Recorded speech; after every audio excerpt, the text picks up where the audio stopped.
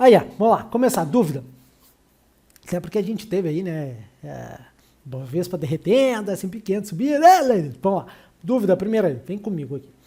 Você opera petróleo? Sim, opera nacionalmente e internacionalmente, tá? Tem como operar petróleo nacionalmente também, caso você não saiba, né?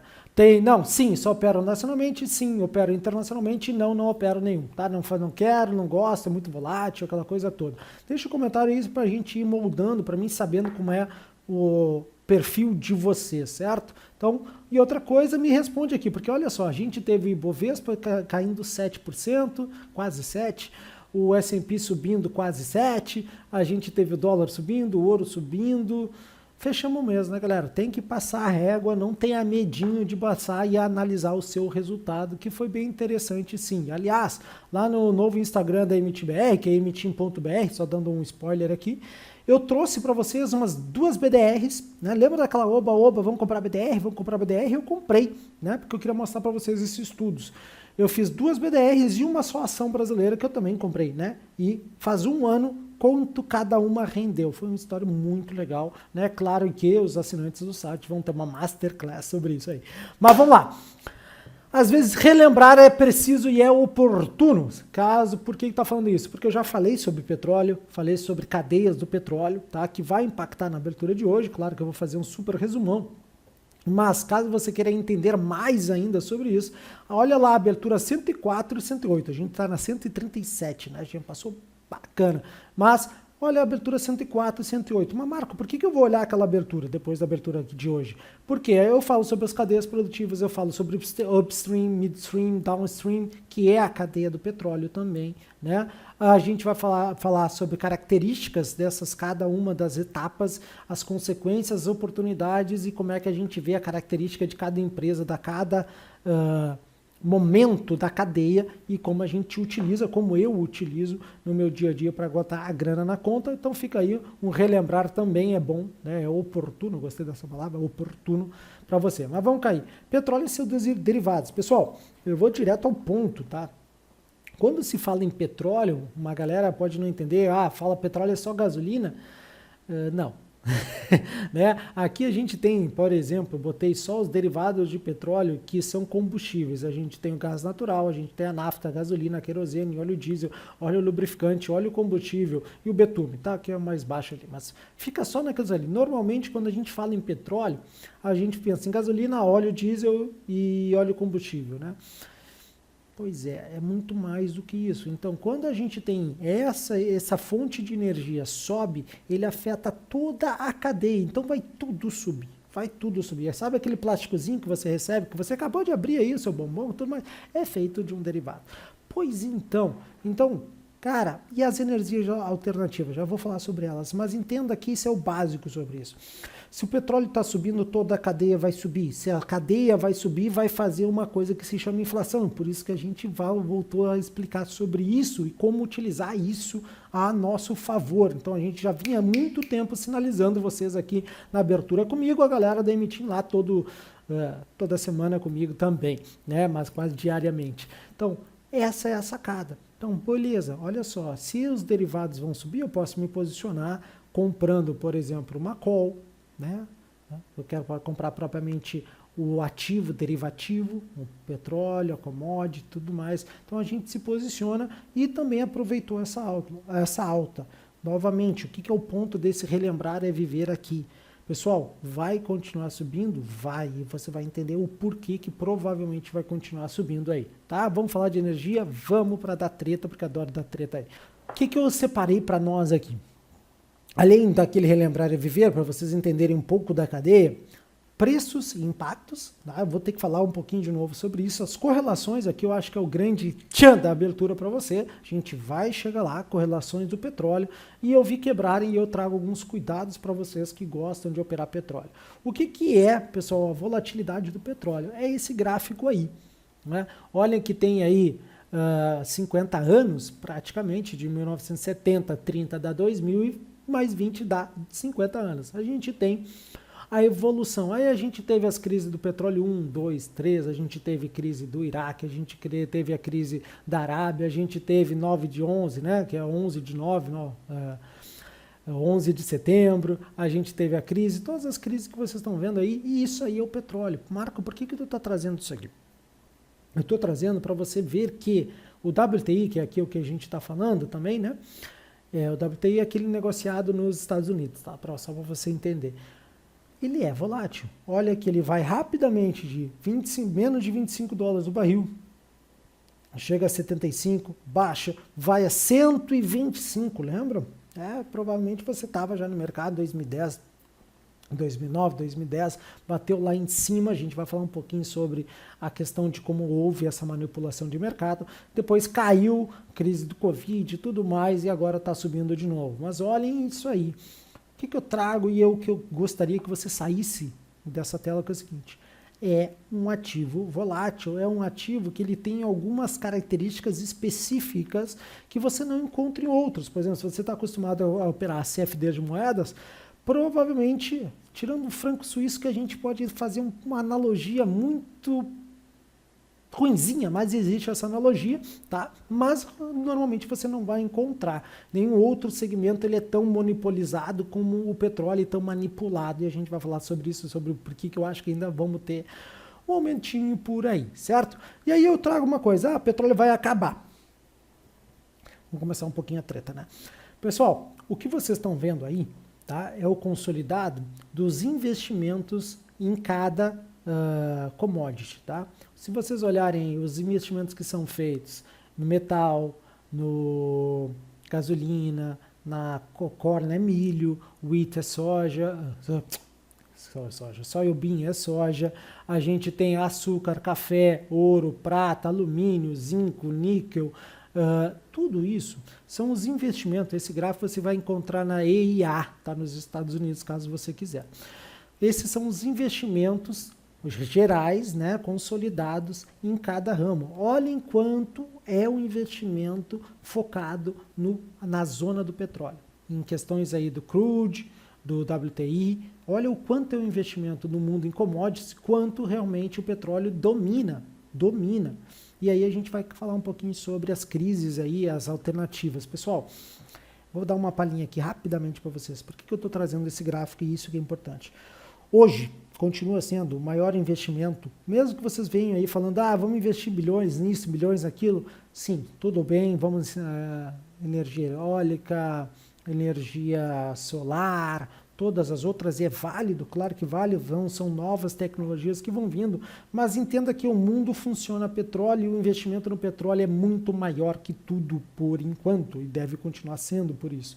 Muito da crise que a gente está vendo é porque alguns países estão sentindo que o dinheiro está diminuindo de investimento nessas áreas e estão segurando. Pois é, existe isso, pessoal. E isso a gente está vendo impacto no preço. Eu vou falar o porquê daqui a pouco. Como assim, Marco? Dá o spoiler. Reunião do OPEP. Vocês veem que eles vêm manipulando. A gente fez uma abertura muito bacana na época do Covid, como eles cortaram a produção para tentar elevar o preço, e agora eles estão segurando a produção e o preço vai continuar subindo até eles largarem. A gente vai falar sobre isso aí daqui a pouquinho. Então entendam o resumo disso aqui, né? Existe muito investimento no mundo em várias matrizes de fontes de energia, mas o petróleo, a zona do petróleo continua sendo monopólio. O maior investimento em din-din está nessa zona aí, beleza? Olha só, aqui agora a gente começa a levar um pouquinho. Correlações, eu já ensinei qual é a correlação, não é correlação de sitezinho, tá? Não é essa, eu ensinei o que é, como utilizar e aonde é o desefeito delas. E aqui a gente tem a correlação do preço do petróleo com o gás, com o ouro, com a prata, com a trigo, tinha me faltado o wheat, né? Trigo, milho e a soja. Se você olhar a tabelinha aqui embaixo, a escala embaixo, você vai ver positivo, correlação positiva para frente, verde, e azul. Isso, meu time está mal mesmo, o Grêmio está para trás e o azul está para trás, tá? Então olhem. Por que, Marco, tem 4, em cada ano tem 4 bloquinhos ali, né? 4 espaços. Porque essa comparação é feita trimestralmente, tá? Então, tem 4. Olhem que, Marco, quer dizer que, olha como estava correlacionado o preço do petróleo com o preço do gás natural em 2003, 2004, 2005, 2006, 2007, 2008, 2009, 2010 já falhou, 2011 já voltou. Aí 13 não tinha correlação quase nada, né, entre menos 0,5 para 0,25. Notem o que está acontecendo. Olhem como a matriz de correlação do petróleo com as commodities está mudando. Isso significa o quê? Sabe o que significa? Aquele cursinho que você fez lá há um tempinho atrás, que ele falava sobre correlação, aquela correlação que o cara olhou alguma coisa há 20 anos atrás, mudou. Isso significa o quê? Isso aí, eu falei que ia ser uma abertura diferente. Lembra aquela estratégia? Vou comprar, tô vendo que tem uma força no GBP, saio comprando GBP contra todas as moedas? Pois é, isso não existe mais. Não é assim que se faz, isso vai fazer quebrar.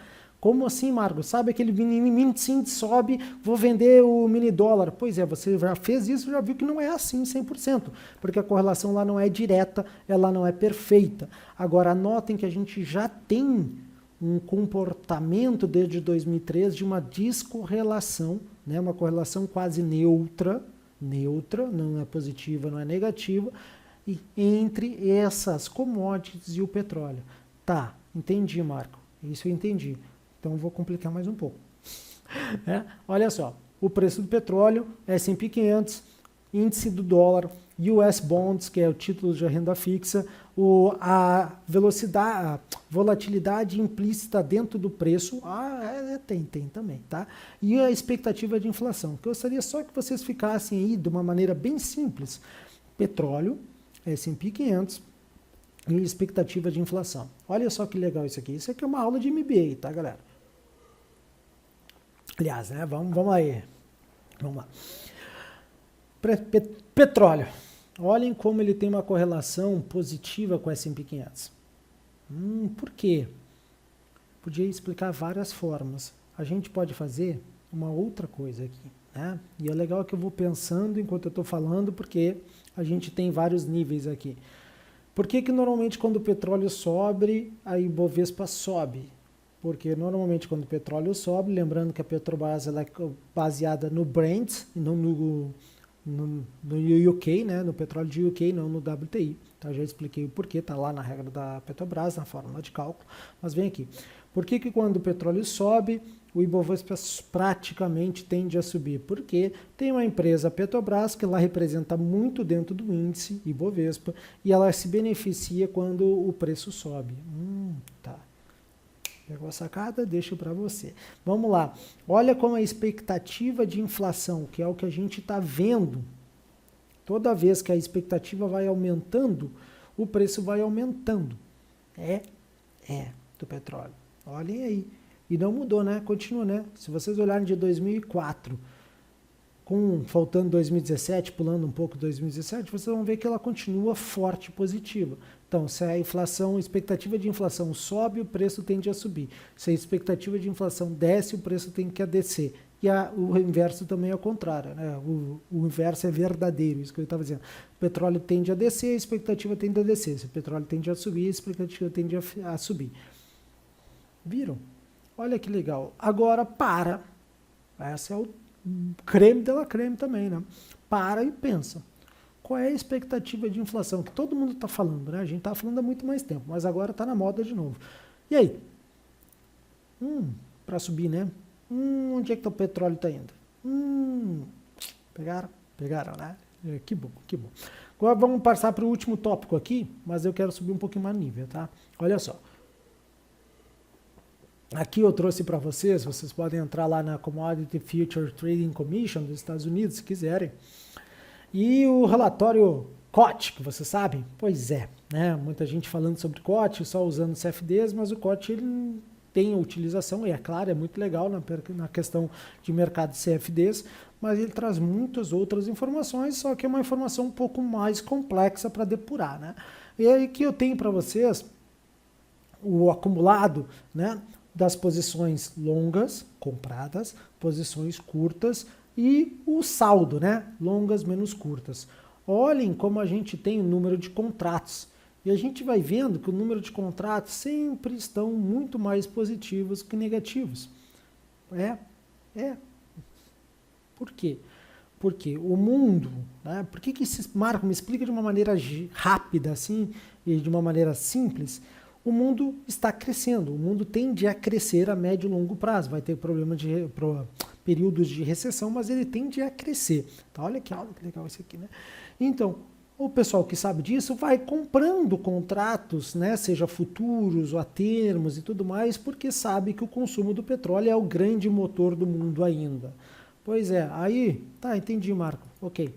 Aí eu trago mais um gráfico para você. Né? Aí a gente tem de 2008, né? Peguei só uma parte final do meu gráfico ali do histórico do petróleo e vocês vão ver que quando existe uma disrupção, existe um problema nessa questão de ver o crescimento, a gente tem uma volatilidade no preço. O que eu estou dizendo com tudo isso aqui, pessoal? Que a gente consegue, tá? De uma maneira, vamos dizer assim, não é uma, como é que eu posso dizer? De uma maneira empírica, mas subjetiva. Pô, como assim? É uma maneira subjetiva que a gente vai, subjetiva, que a gente vai olhando o comportamento do número de contratos que a gente tem, certo? Inclusive tem gente que usa o número de contratos para calcular se a força da moeda. Também é uma coisa muito antiga no mercado que a gente usa o correlatório Kotick também, tá? Mas a gente vê o volume de número de contratos, e isso sim implica, especialmente se são contratos futuros, porque a gente tende a ver uma tendência nisso. Quando a gente tem um balanço muito grande, né, estava vindo num pique, como a gente via ali, tem uma queda, o preço do petróleo vai fazer isso aqui, né, porque ele perde uma tendência. Tanto mais que se vocês olharem, especialmente olhem a curvinha em vermelho do gráfico da esquerda, com a parte do gráfico da direita, que é uma curva, uma linha só. Olhem que sempre que a gente tem um movimento abrupto no gráfico de posições, a gente vai ter, obviamente, uma mudança de preço, volatilidade no petróleo. Beleza? Calma. Sei que eu fui um pouquinho mais, mas vem ali, olha só. Por quê? O que está acontecendo no petróleo? Né, meu amigo Dornelles? O que está acontecendo? Eu expliquei um pouquinho nas aulas 104, 105, mas eu vou trazer aqui uma outra coisa, que eu trouxe explicando o preço, como a gente trabalha com isso, as correlações, no momento, né, foi muito mais do que o Dornelles pediu, mas assim, como a gente consegue utilizar esses fatos para colocar a grana na conta no dia de hoje. O que acontece? A gente tem os grandes produtores de petróleo, a gente tem o mundo, né? Vocês vão ver essas notícias daqui a pouco, porque isso já está batendo na porta de todo mundo que está no mercado. E para vir para um público geral demora um pouquinho, né? Isso é o que a gente já está vendo há um tempo. O mundo precisa crescer, né? Depois do baque do Covid. Está crescendo. Como é que a gente cresce? Produzindo. Produzindo precisa o quê? Precisa de energia. Energia precisa do quê? Petróleo. As fábricas precisam de energia, né? Todos os insumos, grande parte da cadeia de insumos do petróleo, derivados do petróleo, é o que faz o mundo girar. E o que acontece? O que os grandes produtores fizeram? Reduziram a oferta. Por quê? Para uma oferta menor, uma demanda maior. Marco, explica oferta e demanda. Menos, tu não tem 50 pessoas querendo comprar e só tem um para vender. Uma unidade para vender. Então, vai lance, né? Leilão, pessoal. Vai começar, vai subindo. Né? Então, basicamente acontece isso. Aí, o que tu tem? Tu tem alguns países disruptivos dessa cadeia que estão fora da OPEP, tanto é que hoje é o OPEP+, né? Especialmente o OPEP mais a Rússia. Por exemplo, a Europa está muito na mão da Rússia. A questão agora, estão entrando no inverno, quem fornece gás é a Rússia. Pois é. O que acontece? Essa é uma grande briga. E aí segura a produção e o mundo está querendo mais. Se o mundo está querendo mais, vai subindo devagarinho, sempre deixa a demanda muito maior do que a oferta e o preço vai subindo e esse pessoal vai ganhando muito dinheiro. Não pensa que eles estão perdendo dinheiro, não. Eles estão ganhando muito, muito dinheiro, certo? Mesmo com uma produção menor. Então, porque eles deixaram o mundo todo esperando.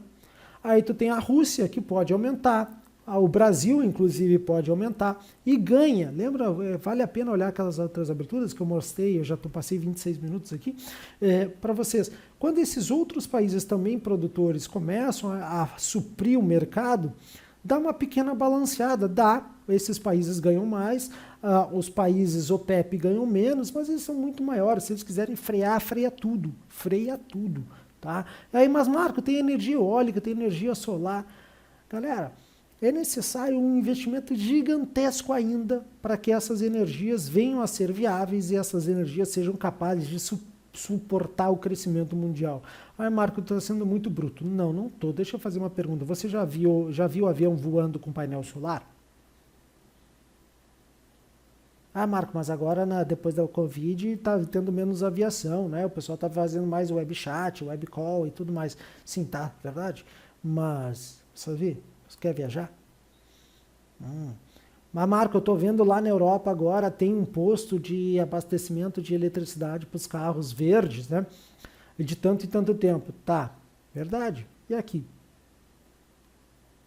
Nós somos um grande número de pessoas. E na China? Na Índia. É claro que isso vai aumentando, vai nos Estados Unidos, já aumentou muito mais do que era, mas entendam, pessoal, que é um processo. Nossa matriz mundial continua sendo baseada num fóssil petróleo, continua sendo. Pode mudar, não estamos dizendo se é bom ou se é ruim, isso é a realidade. E aí é um grande erro da galera que está investindo. Que é o que eu falo, vem na ideia, né? Isso vai virar, tá, mas da ideia, do mundo da imaginação, do mundo da ideia para a realidade existe uma grande diferença. Tanto é que é aquela coisa do índice do dólar. Além de ter correlação, por isso que eu trouxe aqui. Dólar vai acabar? Muitos disseram que teria acabado. E onde é que está o dólar hoje? Então, entendam, existe um processo de mudança. Não queira ser o primeiro, né, a achar que vai mudar se o mundo não mudou. O mundo tem uma velocidade. Você pode vir junto e pular um pouquinho na frente, caso você acertar. Resumindo, Dornelles, esse é o preço do petróleo. O que a gente está encarando aqui hoje? A gente está encarando com os países produtores, por exemplo, todos os Estados Unidos quer que aumente a produção de petróleo, os outros países também produtores, grandes produtores, querem aumentar o petróleo, que eles aumentem a produção, por quê? Aumentando a produção vai baixar o preço, e eles vão conseguir produzir mais a mais barato, é por isso que eles estão querendo, certo? E aí o Pepe disse, não, ainda não. Né? Então, eles querem mais dinheiro, uma demanda maior, um mundo mais, essa coisa mais estabilizada do que a gente está vivendo. E aí a gente vai conseguir ver esse movimento de novo, que é o primeiro gráfico que eu trouxe para vocês. Resumo da ópera, Dornelles. Opinião minha, caso você tenha uma opinião diferente, coloca aqui, eu vou adorar responder alguma coisa, a gente fazer um bate-papo, mas isso são dados que estão mostrando. Né? Vá lá na EIA, nos Estados Unidos, e lê um pouco sobre petróleo, não para ti, mas quem goste desse assunto, se inteirar do que é isso que está acontecendo. Já vem se analisando desde o ano passado, final desse ano, do ano passado, início desse ano, não mudou, pessoal. Não mudou, todo mundo não quer crescer. Pois é, crescer necessita isso. E isso não é filosofia, não é necessário ser da NASA nem nada. É só parar e olhar. Nosso método aqui da Emitim é tu olhar e compreender o que está acontecendo ao teu redor. É assim que a gente ganha e coloca a grana na conta. Petróleo é a mesma coisa. Então, como utilizar essa informação que eu trouxe? Olha só, você pode utilizar através das correlações que eu trouxe, você pode também buscar operações baseadas no que você acredita que vai acontecer daqui a pouco. Você pode acompanhar, e eu faço aqui para todo mundo, né? Acompanhe o que a OPEP está dizendo. É muito mais fácil que ler ata do FONC, do FOMC, ata do Copom, é muito mais fácil. Entra lá no site da OPEP, convido vocês a conhecerem. Põe o botão direito, se não lê inglês, no Google Chrome, traduzir, lê ali 1,5 página, você já vai estar sabendo por dentro o que eles estão querendo. E eles são os que mandam no parquinho. Beleza?